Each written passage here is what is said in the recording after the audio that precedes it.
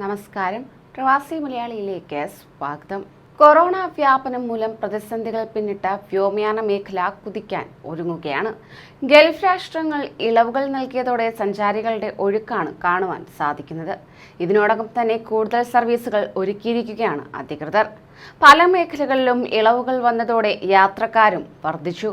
ഇപ്പോഴത്തെ Al Ain Kozhikode air India express service March 27 മുതൽ ആഴ്ചയിൽ 2 ദിവസമാക്കുന്നുവെന്നുള്ള വാർത്തകളാണ് പുറത്തുവരുന്നത്. വ്യാഴം, ഞായർ ദിവസങ്ങളിലാണ് ഇത്തരത്തിൽ സർവീസ് ഉണ്ടാവുക. ഇത് അൽ ഐനിലുള്ള മലബാറിലെ പ്രവാസികൾക്കേറെ സൗകര്യപ്രദമാക്കുന്നതായിരിക്കും.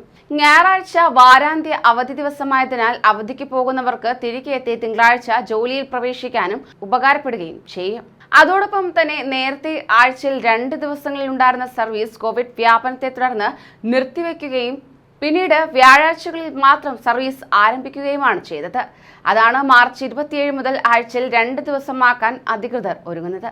വ്യാഴാഴ്ചകളിൽ ഉച്ച 1:25 അൽ ഐനിൽ നിന്ന് പുറപ്പെട്ട് ഇന്ത്യൻ സമയം വൈകിട്ട് 6:45 വിമാനം കോഴിക്കോട് എത്തുക. ഇതുകൂടാതെ ഞായറാഴ്ചകളിൽ ഉച്ച 2:20 അൽ ഐനിൽ നിന്ന് പുറപ്പെട്ട് ഇന്ത്യൻ സമയം വൈകിട്ട് 7:45 കോഴിക്കോട് എത്തിച്ചേരുക. അങ്ങനെ കോഴിക്കോട് നിന്നും വ്യാഴാഴ്ചകളിൽ രാവിലെ 10-നും ഞായറാഴ്ചകളിൽ രാവിലെ 10:40-നും പുറപ്പെട്ട് യഥാക്രമം ഉച്ച 12:25-നും 1:05-നും അൽ ഐനിൽ എത്തുകയും ചെയ്യും. മാർച്ചിൽ അൽ ഐനിൽ നിന്ന് കോഴിക്കോട്ടേക്ക് 320 ദിർഹമാണ് ഏറ്റവും കുറഞ്ഞ നിരക്ക്. എയർ ഇന്ത്യ എക്സ്പ്രസിന്റെ വെബ്സൈറ്റ് മുഖേനയോ ട്രാവൽ ഏജൻസികൾ മുഖേനയോ ടിക്കറ്റ് ബുക്ക് ചെയ്യാവുന്നതാണ്. അതേസമയം അബുദാബി വിമാനത്താവളത്തിലെത്തുന്ന യാത്രക്കാർക്ക് ഇനി മുതൽ PCR പരിശോധനയുടെ ആവശ്യമില്ലെന്ന് അധികൃതർ അറിയിക്കുകയുണ്ടായി. നിലവിലുള്ള യാത്രാ നിബന്ധനകളിൽ മാറ്റം വരുത്തി ഔദ്യോഗിക വിമാന കമ്പനിയായ ഇത്തിഹാദ് എയർവേസ് ആണ് വാർത്താക്കുറിപ്പിൽ ഇക്കാര്യം അറിയിച്ചിരിക്കുന്നത്.